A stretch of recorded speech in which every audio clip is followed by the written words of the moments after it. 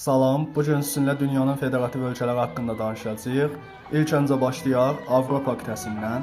İspaniya, İsveçrə, Belçika, Almaniya, Avstriya, Bosniya, Hersegovina, Rusiya.